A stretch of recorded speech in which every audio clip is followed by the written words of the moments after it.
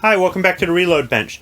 So recently I placed 3 orders with a company I haven't bought anything from in over 6 years. They're a supplier for parts and accessories, both milsurp kind of surplus, antique, and reproduction for milsurp type firearms.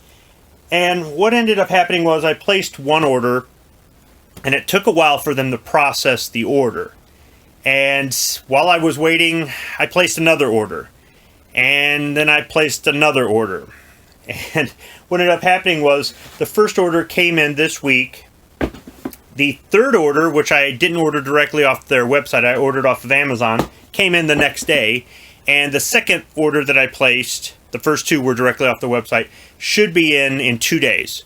So I may do a separate unboxing for that, or I may just roll it into the end of this as additional footage and make it a long video. So let's go ahead and get to it. Let's just see what I got. And this will give you an idea of what to expect if you order from Northridge International. It's taped up pretty good. Let's see if I can do this without cutting myself on camera. Alright, so here we go. They got something in here, in this nice bubble wrap here, this padded pack.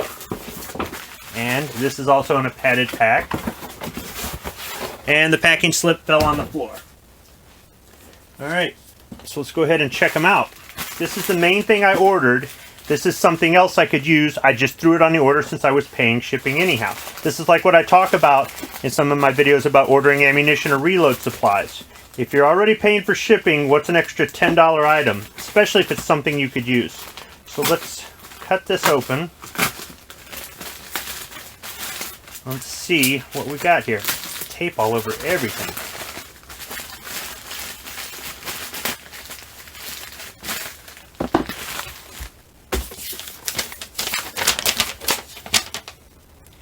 Now this is an Italian M1 bayonet. Not just M1 as in M1 Garand, but M1 is also the designation for the bayonet as far as I know. Okay, there's a little tab right here that you push to take it off the rifle. So that's how you get it out of the scabbard as well.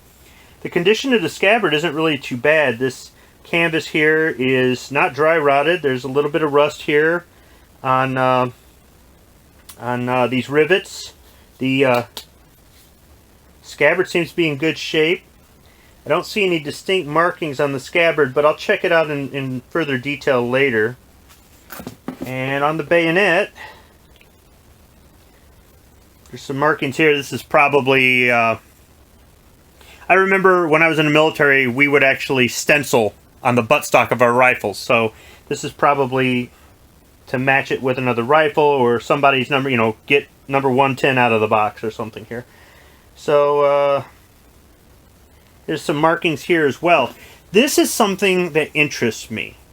This is collectible military type stuff. Now for somebody else this might just be the pig sticker they put on the end of their M1 Garand and they're ready to go to war. But for me, even though this is functional as a bayonet, and I want it to be functional, what I'm looking for is, I guess, the collectible aspect of it. You see, my M1 has got parts from, they're Danish, Italian, and American parts on this. And this is an Italian bayonet and an Italian scabbard. And eventually I will get an American bayonet and possibly a Korean bayonet and maybe a Danish bayonet. It just depends. But there are so many variations on the bayonets for the M1 Garand as far as manufacturers, the style of which they cut it. There's 3 different styles for the Garand. Even things like variations in the scabbard. There's a lot to it, and I'm not going to go into that in this video. There's a lot to study as far as that goes. But this actually came in fairly good condition. Let's go ahead and see what's in here.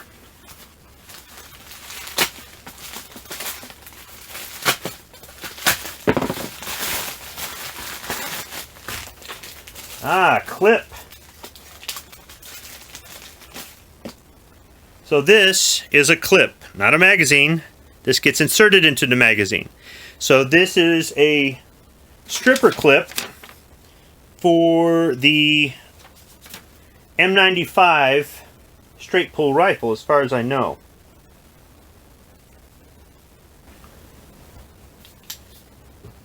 So I will be purchasing additional bayonets, a little here, a little there, but there's over 100 variations of M1 Garand bayonets. I am not going to have every variation. But with that, let's go ahead and open up the second package here. Now it came in with some freight damage. I may not need the knife at all. Hopefully everything's fine with this. This is the one I ordered from Northridge through Amazon. And both of these were left on my front porch by the U.S. Postal Service. Here's some packaging material.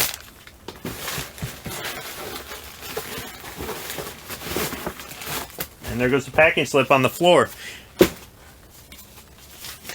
You see, these unboxing videos are not scripted.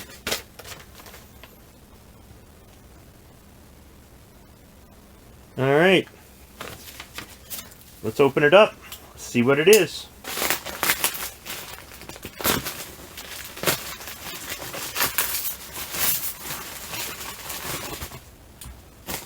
Well, look at that. I guess I'm already doing what I said I was going to do. Here's another M1 Garand bayonet. So this is an M5. Is this an A1? They're probably all A1s. Yeah, it's an M5 A1.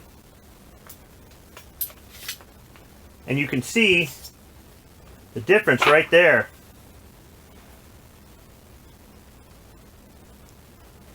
Now, this scabbard, I believe, is USGI. I'm going to have to go back and check the order online, go back into my account. You can see it's a little bit worn here. There's no rust here on the brass. Nothing turned green here. No rust here. It's a little bit worn, but I think it's serviceable. This should fit in a cartridge belt loop. Let's see. Get this out. Yeah, that should fit in a cartridge belt loop. This looks like it would still hold together pretty good. I'm going to have to check this over and look up close and look for any sort of distinctive markings on it. The same thing with the bayonet. It's in pretty good shape. I don't believe this is a reproduction. For the price I paid, it better not be a reproduction. I mean, it does look a little bit gritty. So I don't think it is. You've got to be careful about that. And there's nothing wrong with getting a reproduction if they don't make them anymore, or they're really hard to find, or, I mean, there's some bayonets out there that cost hundreds of dollars. I mean, they're fairly expensive, all right? And I'm not going to tell you what I paid for these, but the prices I paid for these, you might not be willing to pay for your rifle. In which case, there are some reproductions out there that are, as far as I know, you could try to pass off the reproduction as an original, especially if you beat it up a little bit. That's why I'm sort of questioning this. There's a little bit of rust and whatnot, but I mean, it looks like it's in fairly good condition, which I wasn't expecting something. Well, I don't want something beat up, but you read some of the comments there about people's purchases, not just from this company, but from other companies, and you'll hear all kinds of negative comments there. So I'm going to have to do some up-close inspections and look in better light than this for markings to verify that this is Italian and this is American. And maybe you'll see some more bayonets in the future. I try to keep bayonets for all of my Milsurp rifles. I like to collect all the accessories, the tools, the slings, the oilers, the cleaning kits, manuals for them, all kinds of different things. The bayonet is one of the most recognizable accessories for your Milsurp rifle, but it's not the only thing out there. And for some people, like I said, this is just a pig sticker. You know, they're waiting for the boogaloo and then they're going to put this on their rifle. And even though these are old, they'll probably work just fine, but that's not what I bought them for. I bought them for the collectability. That doesn't mean I never put them on the rifle, though. So, this video has been kind of long, and I guess I'll I'll do a separate unboxing video for the next package that's coming in from Northridge International. Hopefully this gives you an idea about what to expect if you place an order with them. Like I said in the beginning, I haven't placed an order with them in 6 years. I wasn't disappointed then. I'm not disappointed now. Let's just see what the next shipment's got. Thanks for watching.